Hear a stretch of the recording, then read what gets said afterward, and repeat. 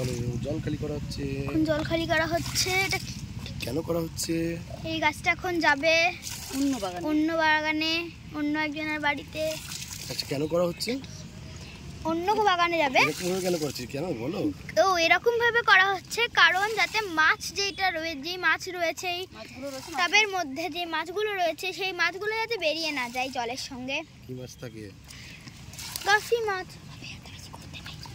Guppy মাছ আছে এর মধ্যে অনেকগুলো। ছবিটা নাও, দেখুন ওখানে অনেকগুলো গাফি মাছ আছে।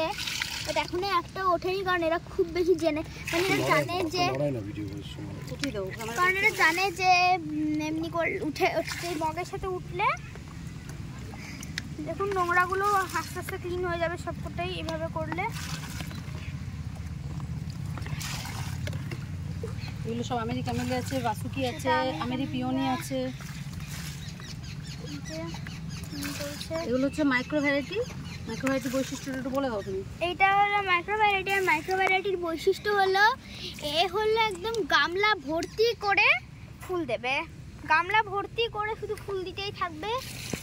আর পুরো গামলাটা দেখুন কতগুলো কুড়ি, 1 2 3 4 5 6, 1 2 3 4 5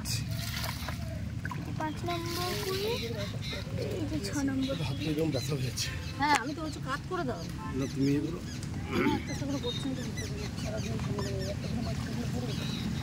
ঢালা হচ্ছে, দেখেছেন কিভাবে গাছ তুলতে মাটি কম ঢালা হচ্ছে। ঠিক আছে, বেশ হয়ে গেছে। আর খালি করতে হবে। হয়ে গেল। দেখুন ওইটা আছে। আরেকটা টব